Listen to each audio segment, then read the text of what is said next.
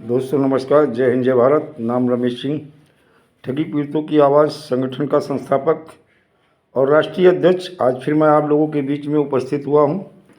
उपस्थित होकर कुछ अच्छी जानकारी पीड़ित जमाकर्ताओं के लिए शुभ संकेत, और वो उत्तराखंड से हैं। उत्तराखंड में देखा जाए निवेश के नाम पर गरीब और मध्य वर्ग के लोक लुभावनी स्कीम का झांसा देकर ठगी के मकसद से खोले जाने वाली चिट फंड कंपनियों पर अब शिकंजा कसा जाएगा। चिट फंड कंपनी के नाम पर कई बार बाहरी प्रदेशों से लोग आकर उत्तराखंड में ठगी की कर जाते हैं, तो वहाँ की सरकार गंभीर हो गई है।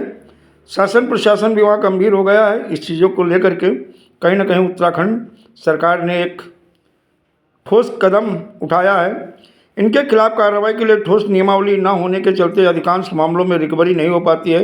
हालांकि ऐसे कई मामलों में शिकायत पर पुलिस मुकदमा दर्ज कर ऐसी कंपनियों के डायरेक्टरों को आरोपी बनाती तो है, लेकिन जल्दी ही जमानत पे वो छूट जाते हैं। अब वह ऐसे मामलों में पीड़ितों को राहत दिलाने के लिए सरकार ने पहल की है। ठगी करने वाले कंपनियों के खिलाफ कार्रवाई की नियमावली बना दी गई है। सचिव वित्त अब ऐसे मामलों में पीड़ितों को राहत दिलाने के लिए सरकार ने पहल की है। ठगी करने वाली चिटफंड कंपनियों के खिलाफ कार्रवाई को नियमावली बना दी गई है। सचिव वित्त के आदेश पर सभी जिला के जिला अधिकारी इसके लिए नोडल अधिकारी बनाए गए हैं।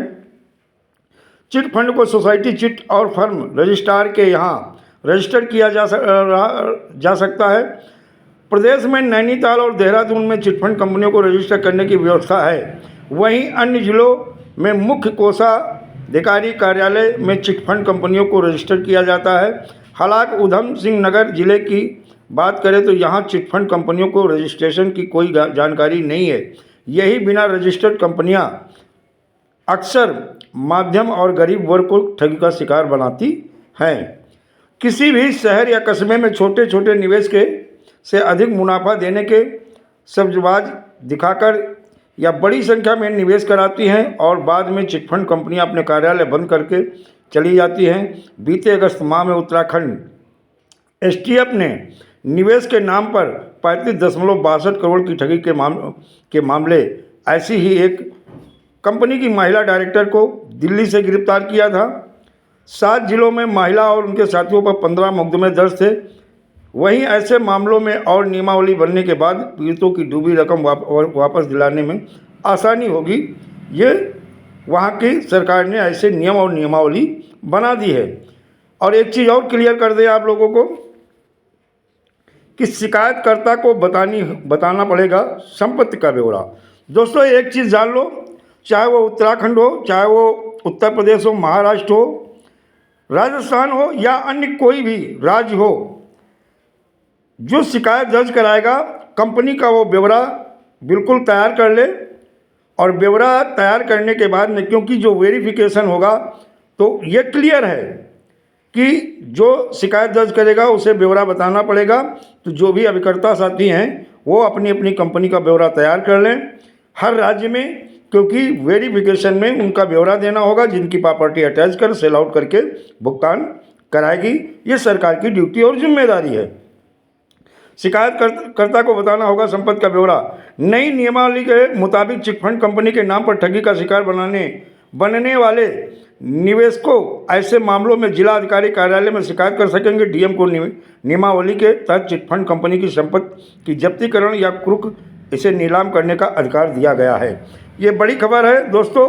और ये देखा जाए लगभग हर राज्य में, चाहे वो कोई राज्य हो, सब जगह मैं अभिकर्ताओं साथियों से ये अनुरोध करेंगे अपनी अपनी कंपनी की संपत्ति का भी ब्यौरा तैयार कर लें कि कंपनी कहाँ की है, रजिस्टर्ड कहाँ से हुई है, कंपनी के पास क्या क्या संपत्तियां हैं, कहाँ इनकी चलाचल जो कंपनी के नाम से संपत्ति है। बाद में तो जो सक्षम अधिकारी कलेक्टर साहब हैं या कहीं पे अपर जिला मजिस्ट्रेट वित्त राजस्व को बनाया गया है, कहीं कहीं पुलिस अधिकारी भी बना दिए गए हैं, तो उन्हें ये जानकारी आपको उपलब्ध करानी होगी। तो दोस्तों कहीं ना कहीं जो आप लोग ज़मीन पे उतर रहे हैं, आंदोलन कर रहे हैं, तो इसका प्रेशर और चुनावी माहौल है, ये भी कहीं ना कहीं प्रेशर दिखना शुरू हुआ है। तो मुझे उम्मीद है कि जल्द ही कोई राज्य हो, हर ठग कंपनी और क्रेडिट कोऑपरेटिव सोसाइटी के लिए हर जगह नियमावली बन रही है और जल्द ही आपको उत्तर प्रदेश से और कुछ अन्य राज्यों से अच्छी खुशखबरी मिलने वाली है। एक चीज़ और बता दें, PID एक्ट 2016 का जो उत्तर प्रदेश में पोर्टल अपडेट हो रहा है, उसमें कुछ नई चीज़ें अपडेट की जा रही हैं। जल्दी ही उसकी जानकारी मिल जाएगी। आज हमारी महानिदेशक वित्त फाइनेंस से जो बात हुई, बात होने के बाद में जो चीज़ें क्लियर की है उन्होंने, आने वाले शुभ संकेत हैं और हर कंपनी के अभिकर्ता को अब ये तैयारी कर लेनी चाहिए कि वेरिफिकेशन के साथ साथ संपत्ति का ब्यौरा कंपनी की कहाँ है, जिससे इन संपत्तियों को अटैच करके और आप हर कंपनी के पीड़ित जमाकर्ता का भुगतान सुनिश्चित किया जाए।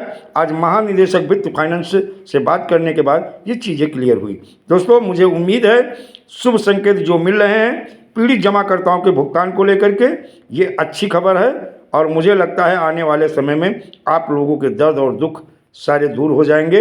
लेकिन ज़रूरत है कि सरकार और इनकी अथॉरिटियों पे, इनकी एजेंसियों पे और शासन प्रशासन पे आंदोलन के माध्यम से लगातार प्रेशर बनाने की ज़रूरत है।